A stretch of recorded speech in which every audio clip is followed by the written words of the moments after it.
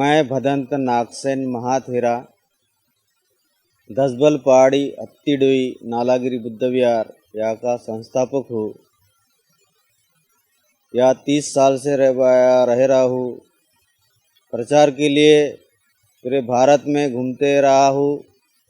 अभी यहाँ पर कंटिन्यू मेरा रहना, इधर उधर से घूमकर आना चालू है। यह स्थल पर्यटन स्थल घोषित हो चुका है। महाराष्ट्र शासन ने जो निधि उपलब्ध कराया, उस निधि से यहाँ पर बिजली पूर्ति हो गई, रास्ता बन गया, इस हत्तीडोई ग्राम का विकास हो गया। नहीं तो ये ग्राम भंडारा शहर के पास 13 किलोमीटर दूरी पर था, मगर ये अनदेखा ग्राम था, विकास से कोसों दूर था। मगर भंते जी आने से, नागसेन भंते जी आने से इस ग्राम का विकास हो गया। ये ग्राम प्रगति पर आ गया है।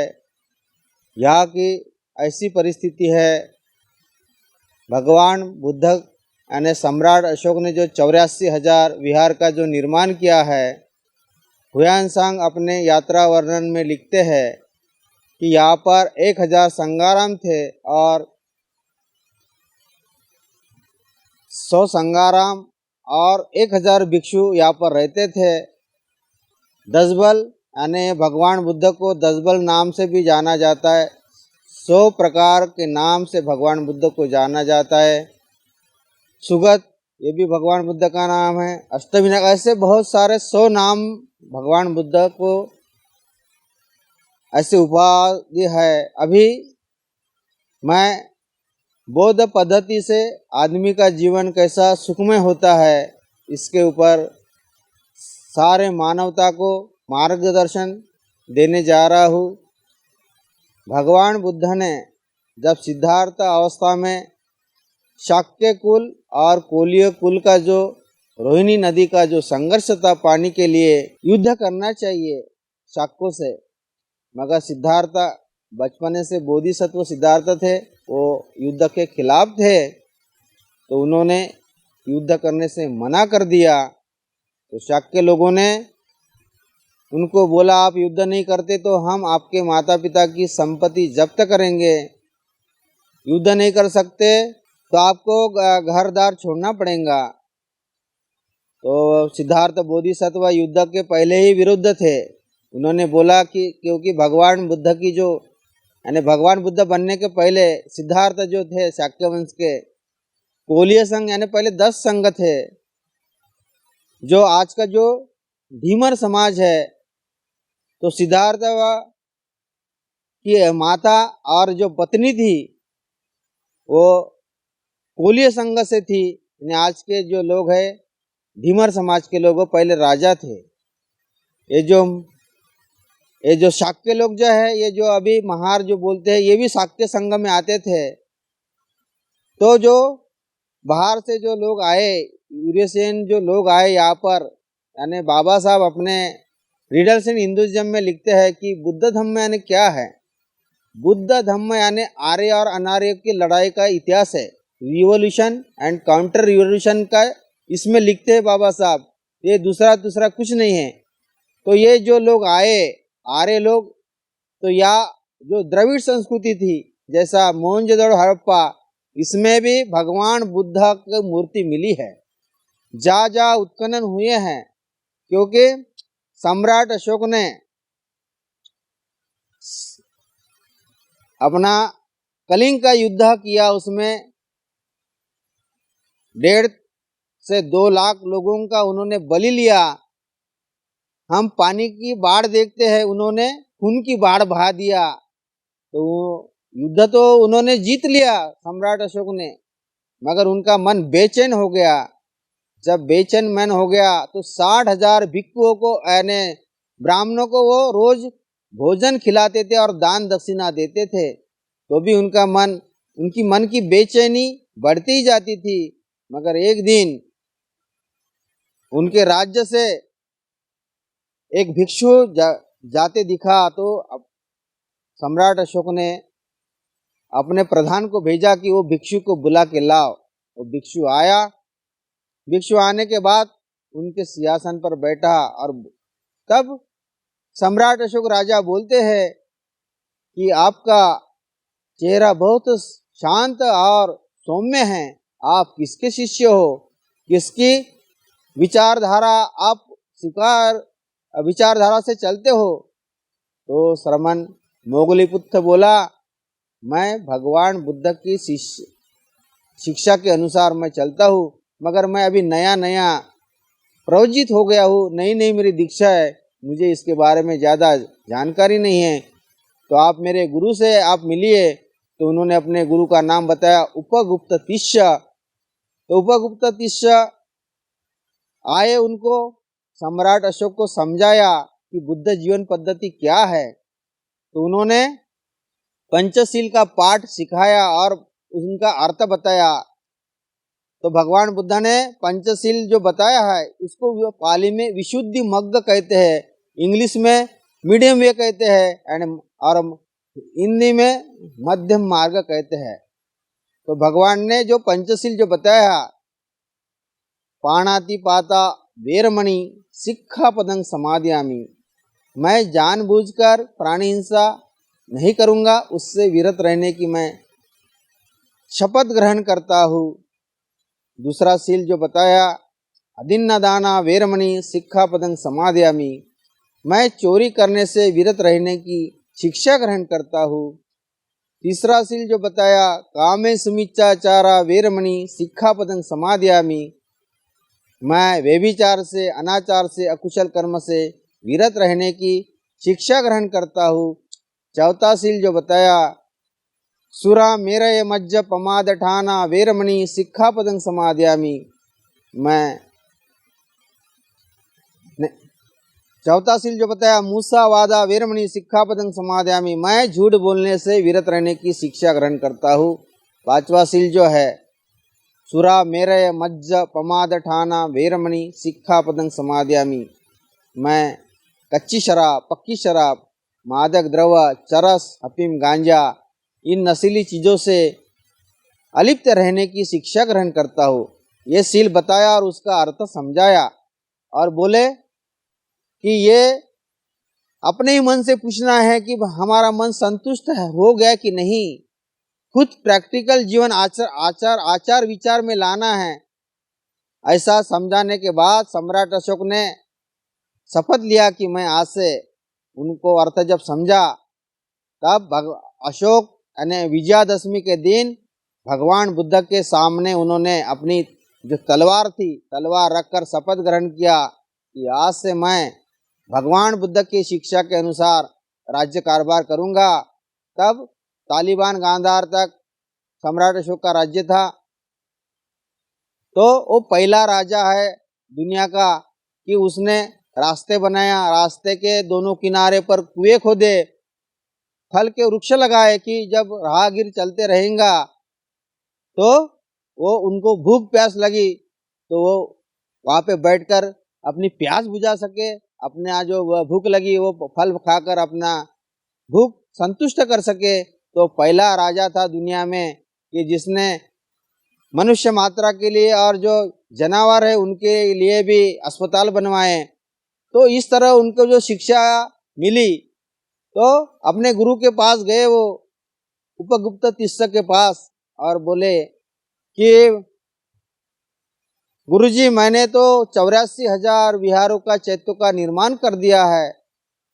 तो गुरुजी बोले, आप दायक नहीं हो गए। तो हाथ जोड़कर सम्राट अशोक गुरुजी से पूछ रहे हैं कि भाई दायक यानी क्या होता है गुरुजी। गुरुजी बोले, दायक यानी अपनी जो प्रिय जो चीज है, जो प्रिय वस्तु है, वो संघ को दान करना पड़ता है। तो अपना ये विचार सुनने के बाद सम्राट अशोक, राजा सम्राट अशोक अपने पुत्री के महेंद्र, संघमित्रा और पुत्र महेंद्र के पास गए और उनको पूछा कि आप श्रमण बनना पसंद करोगे। तो आज के भाषा में पप्पा डैडी बोलते हैं। तो उन्होंने बोला, हाँ पिताजी, हम राजी है। तो उन्होंने राज आश्रय प्रदान किया और प्रचारक बनाकर सारे दुनिया में बौद्ध धर्म का प्रचार करने के लिए दूत भेजे, प्रचारक भेजे। और जो लिपि थी खरोष्टी लिपि, पाली की लिपि, पहले जो अभी देवनागरी लिपि है हम जो बात कर रहे हैं हिंदी में, ये देवनागरी लिपि में आती है। तो उस जमाने में भगवान बुद्ध के जमाने में जो भाषा थी पाली और मागधी, तो भगवान पाली में बोलते थे, लोगों को वो बात समझ में आती थी। मगर आज हमारी जो लिपि है देवनागरी, और हमारे महाराष्ट्र की भाषा मराठी है, उत्तर भारत की भाषा हिंदी है, और अंतर्राष्ट्रीय जो भाषा है इंग्लिश है। भाषा की आवश्यकता इसलिए होती है कि दोनों आदमी के विचार हम समझ सके। हम विचार नहीं समझेंगे और वो व्यवहारिक जीवन में हमारे वो विचार उतरेंगे नहीं, तो हमें संतुष्टि प्राप्त नहीं होंगी। तो भगवान बुद्ध कहते हैं कि आदमी धनवान है मगर उसके पास में जीने का रास्ता नहीं है, शील सदाचार का रास्ता नहीं है, तो उसका जीवन दुखमय भरा है। तो शील सदाचार का जीवन जीने के लिए भगवान ने जो पंचशील का जो रास्ता दिखाया है वो पहली सीढ़ी है। जब हमारा मन संतुष्ट होगा, आदमी का मन मृत्यु के अंतिम काल तक संतुष्ट या समाधान प्राप्त नहीं होता है। जब वो धीरे धीरे धीरे धीरे धम्म मार्ग पर आरूढ़ होता है, वो धम्म सीखता है। धम्म मीन्स क्या है? धम्म मीन्स आर्ट ऑफ लिविंग, जीवन जीने की कला। जिसके पास में कला है उसको आदमी का जीवन बहुत सारे दुनिया में उतार चढ़ाव आते, जैसा पानी उतार के तरफ बहाता है, चढ़ाव की तरफ वो बहाता नहीं, उसको इंजन लगा के खींचना पड़ता है। वैसा आदमी का जीवन उतार चढ़ाव से पार करने के लिए भगवान बुद्ध ने 2600 साल पूर्व जो पंचशील जो बताया, जिसको विशुद्धि मार्ग बोलते हैं, ये विशुद्धि मार्ग का हम यदि पालन करेंगे, आज जो हमें ये जो मार्ग मिला है, जो यहाँ का मार्ग नालंदा तक्षशिला जो यूनिवर्सिटी थी, 10,000 विद्यार्थी पढ़ते थे वहाँ पर, और 3,000 जो प्राध्यापक थे उनको पढ़ाते थे।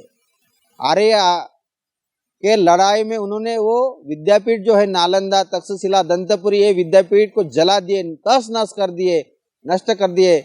मगर भगवान बुद्ध का ज्ञान जो है एक प्राकृतिक ज्ञान है, कुदरती ज्ञान है, नेचुरल फिनोमेना है। हम कुदरत को नहीं बदल सकते। भगवान बुद्ध को जानना, भगवान बुद्ध एक डिग्री है। बुद्ध कहते हैं कि बुद्ध, प्रत्येक बुद्ध सम्यक सद्बुद्ध, कोई भी बुद्ध बन सकता है। मगर भगवान बुद्ध ने जो रास्ता बताया है उस रास्ते से हम चलेंगे अपने जीवन में, उनको पारमिता कहते हैं। पहली पारमिता है दान। दान देना यानी हमारा मन छोड़कर मैंने ये वस्तु दिया है, ये वस्तु, उसका उपयोग, वस्तु देने का मतलब है मन को संतुष्टि प्राप्त करना। तो जो लोग दान करते नहीं, तो कबीर की भाषा में, कबीर ने बुद्ध की भाषा बोला है, दान दिए सो धन ना घटे, घटे ना सागर का नीर, सज्जन का धन खाए साधु संत फकीर, कृपन का धन खाए चोर डॉक्टर वकील। तो इसका मतलब है नीर आने पानी। कबीर ने भगवान बुद्ध की बात बोला है। भगवान बुद्ध ने दान की परिभाषा समझा कि दान देना यानी स्वच्छ मन से।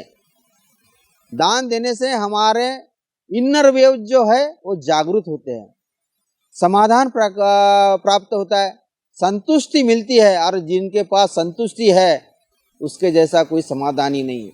नहीं तो भगवान बुद्ध कहते हैं कि धन है वहाँ भी तकलीफ है, धन नहीं है वहाँ भी तकलीफ है। मगर धन आवश्यक इसलिए है, हमारी जो प्राइमरी जो बेसिक नीड्स है, हमारी जो प्राथमिक जो आवश्यकता है, अन्न वस्त्र और निवारा, और दो और बड़ी है, दवाई और एजुकेशन। तो पहली तो 3 जो आवश्यकता है, प्राइमरी बेसिक नीड्स, अन्न वस्त्र निवारा यानी मकान। मकान बहुत जरूरी है। हम दिन भर घूमते हैं मगर रात को हमारा विश्राम होने के लिए हमारे को मकान का सहारा लेना पड़ता है, भोजन का सहारा लेना पड़ता है।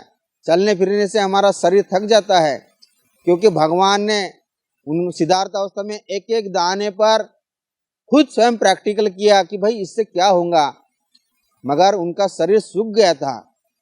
शरीर सूखने के बाद जब वो विचरण करते करते उरुविला आए, उरुविला ने आज का वो जो वैश्य निरंजना नदी का जो भाग है यानी बुद्ध गया, वहाँ पे उमागा नदी है, वो एरिया को, निरंजना नदी के पास के एरिया को, तो एक पनिया सुजाता नाम की लड़की थी, और पहले के गवली लोग भी थे, तो वो धनवान थे, दूध निकालना उनका धंधा था। तो वो सुजाता ने एक संकल्प किया था, मेरे मन के मुताबिक मुझे यदि पति मिलता है और मुझे एक लड़का पैदा होता है, तो मैं वो वट वृक्ष को, यानी वट वृक्ष यानी बनाना ट्री यानी वड़ का झाड़, तो मैं उसको नैवेद्य दूंगी। तो उसके कहने के अनुसार उसका संकल्प यानी जो था, यानी दृढ़ संकल्प बोलते भगवान बुद्ध की भाषा में, उसका जो दृढ़ संकल्प था वो पूरा हो गया। तो उन्होंने सोने के अपने पन्ना नाम की दासी को भेजा, जाओ बोले देख कर आओ बोले। तो ये सिद्धार्थ जो था ये भटकते भटकते उस वट वृक्ष के पास में बैठा था। ये पन्ना नाम की दासी गई, मालकिन बोले साक्षात बोले वहाँ पर वृक्ष देवता पधारे हुए। तो उन्होंने 700 गाय का दूध निकाला, वो 500 गाय को पिलाया, फिर 70 गाय का दूध निकालकर 7 गाय को पिला, वो दूध निकालकर उसमें काजू किशमिश बादाम जो भी है वो खीर बनाकर सोने के पात्र में वो वट वृक्ष के पास आई। तो उसको लगा ये भगवान बुद्ध का जो सांस था वो चल रहा था, तो उसने वो उसका जो भिक्षा पात्र उसकी जो मन्नत बोलते हैं, अभी की भाषा में मन्नत बोलते हैं, तो उसकी मन्नत पूरी होने से उसने वो पात्र सिद्धार्थ के बोधिसत्व सिद्धार्थ के हाथ में दिया, और सिद्धार्थ ने वो खीर खाकर, उसका शरीर पूरा सूख गया था, खीर खाने से उसके दिमाग में ऊर्जा निर्माण हो गई, एनलाइट हो गया उसका दिमाग। तब सिद्धार्थ बोले यानी भगवान यानी सभ्य थिट्टी का आर थिट्टी का, यानी आर के सिवा इस दुनिया में कोई जीवित नहीं रह सकता, चाहे मनुष्य हो चाहे जानवर हो। जानवर का आहार अलग है, मनुष्य का आहार अलग है। जब वो खीर खाकर भगवान को ज्ञान प्राप्त हो गया, तब उन्होंने पंचशील बताया। तो यहाँ का मार्ग नष्ट हुआ था, मगर हमें ये मार्ग 14 अक्टूबर 1956 को आधुनिक बुद्ध डॉक्टर बाबा साहब अम्बेडकर महामानव, इन्होंने 14 अक्टूबर 1956 को ये मार्ग दिया। पंचशील के साथ में 22 प्रतिज्ञा भी दिया है। 22 प्रतिज्ञा इसलिए दिया, उसमें पंचशील आया है, पंचशील आया है, मगर यहाँ का जो मार्ग जो नष्ट हो गया था, ये मार्ग फिर से नष्ट ना हो सके, इसलिए वो हमारा कोड ऑफ कंडक्ट है। एग्जाम्पल के तौर पर जैसा लेक्टोमीटर नाम का एक यंत्र है, वो दूध में कितनी मिलावट है, पानी कितना है, फैट कितना है, ये हम उसको यानी जांचने के लिए उसको लेक्टोमीटर का वापर करते हैं। उस तरह हम बुद्धिस्ट हुए कि नहीं, 65 साल हो गए। बाबा साहब ने भी दीक्षा दिया 14 अक्टूबर 1956 को, उनको 65 साल हो गए। तो हमें पूछना है कि हम बुद्धिस्ट हुए कि नहीं, खुद के मन को पूछना है, दूसरे को पूछना नहीं है। खुद के मन को पूछना है, क्योंकि बुद्धिस्ट विचारधारा है, जैसा अंग्रेजी में एक स्लोगन है, Indian mentality is a crab mentality and foreign mentality is a fish mentality. इसका मतलब ऐसा है, भारत के लोगों की जो मानसिकता है, जो मनोवृत्ति है, एक आदमी ऊपर गया तो दूसरा आदमी उसका आलोचना करता है, आलोचक बनता है, वो खुद भी दुखी रहता है और जो ऊपर जा रहा है उसको भी दुख देने का काम करता है। मगर बाहर देश के लोग, फॉरेन कंट्री के लोग, जैसी मछली समुद्र में तैरती है, घूमती है, और उस तरह वो घूमते हैं, ज्ञान संपादन करते, वो ज्ञान से खुद का भी भला करते और औरों का भी भला करते। इस तरह वो सुख से जीने का प्रयास करते हैं।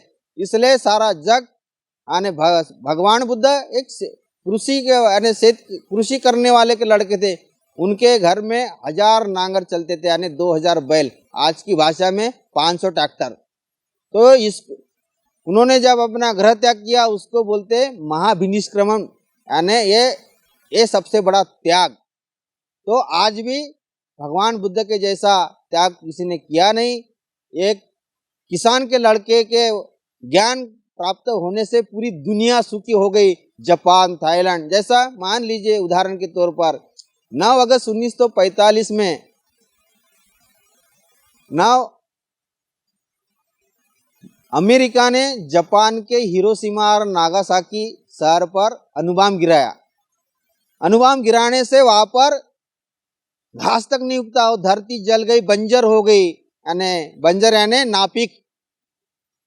तो जापान में बुद्धिज्म था, तो वो लोग संगठित हो गए और उन्होंने विचार किया। तो ये जापान के लोगों ने अमेरिका के ऊपर अणुबम नहीं गिराया, उनके देश में जो प्रोडक्शन था इलेक्ट्रॉनिक वो बढ़ाकर अमेरिका को इकोनॉमी दिया, अमेरिका को सरेंडर किया। तो बुद्धिज्म ये सिखाता है कि हमारी प्रगति शांतिमय तरीके से होंगी, मैत्रीपूर्ण तरीके से होंगी जब हम धम्म का आचरण करेंगे। तो भगवान बुद्ध का जो ज्ञान है, थाईलैंड, ब्रह्मदेश, सिलोन यानी श्रीलंका, पाकिस्तान अभी अभी यानी भारत से अलग हो गया, इसको पहले जम्मूद्वीप कहते थे। सम्राट अशोक का जो राज्य था तालिबान गांधार, वहां पर चंगेज खान और अरबाज खान ये भिक्खु थे। आपको मालूम होगा कि पिछले वक्त जो गांधार के जो शासक थे, उन्होंने जो भगवान बुद्ध की मूर्तियां पहाड़ी में बनी थी, उस मूर्तियां पर रॉकेट लॉन्चर का वार करके उनको तोड़ने का प्रयास किया, मगर उनकी क्या हालत हो गई उस देश की, उनको भीख मांगना पड़ा। तो भगवान बुद्ध यानी साक्षात कुदरत, यानी कुदरती ज्ञान, वो एक डिग्री है। इसलिए भगवान बुद्ध ने कहा है बुद्ध कोई भी बन सकता है, और ये ज्ञान हमें बाबा साहब की वजह से मिला है। तो हम भी सुखी रहने का प्रयास करना चाहिए और औरों को सुख देने के लिए मार्ग बताने का प्रयास करना चाहिए। उनके दिमाग का जो अज्ञान है वो अज्ञान दूर करने के लिए पंचशील सिखाना चाहिए, 22 प्रतिज्ञा सिखाना चाहिए। इन्हीं वचनों के साथ मैं अपने वाणी को विराम देता हूँ। नमो बुद्धाय। जय भीम, जय भारत, जय जम्मूद्वीप, जय संविधान।